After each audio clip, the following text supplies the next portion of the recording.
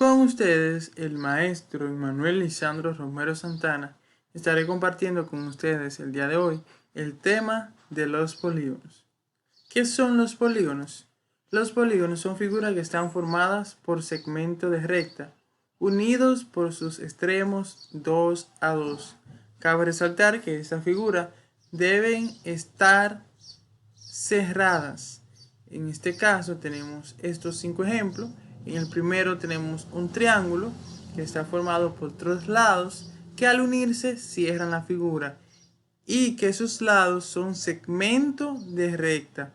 Por lo tanto, si cumple con esta característica, es un polígono. ¿Por qué este ejemplo no es un polígono? Porque uno de sus lados es curvo, no es un lado recto. ¿Por qué este no es un polígono?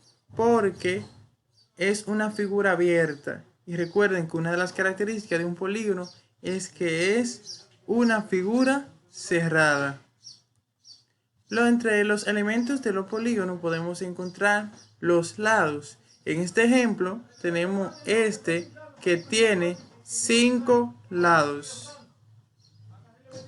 Al unirse los lados se forman los vértices. Por lo tanto, en este caso, si tenemos 5 lados, se nos forman 5 vértices. En cada vértice tenemos un ángulo. Y los ángulos que tenemos dentro del polígono se le denomina ángulos interiores. Y los ángulos que tenemos fuera del polígono se le denomina ángulo externo o exteriores. Otro elemento del polígono es la diagonal, que es un segmento de recta que une dos vértices no consecutivos.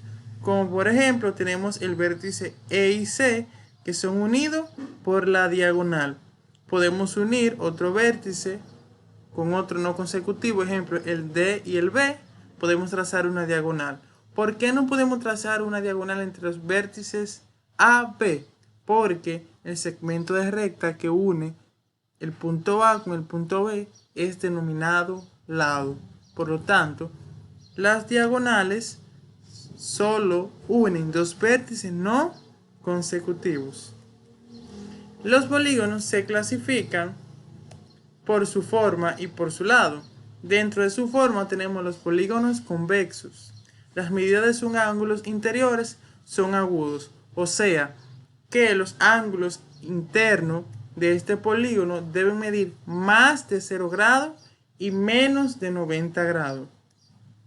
Los polígonos equiláteros, sus lados son congruentes. En matemática llamamos congruente a igual. Podemos decir que son palabras sinónimas, o sea, que sus lados miden lo mismo, aunque tal vez sus ángulos no sean congruentes.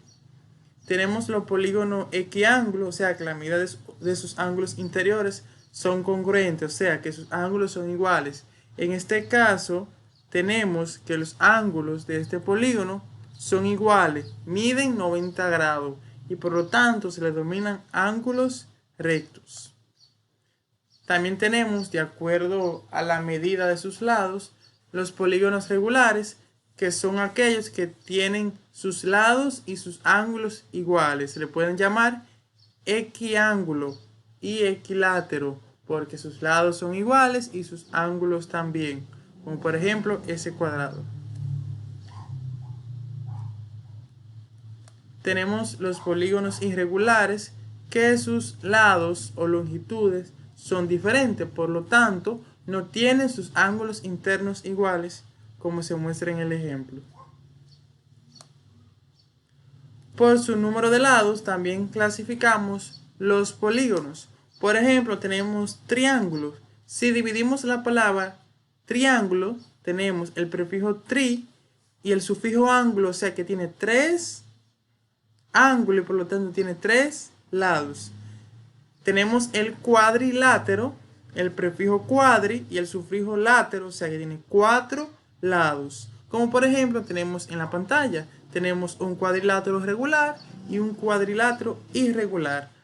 Pentágono pentágono, o sea que tiene 5 lados. Y así sucesivamente hasta que llegamos, en este caso, hasta los 20 lados, que se le denomina icoságonos.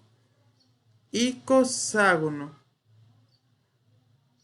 Hasta aquí es este video. Nos vemos en la próxima.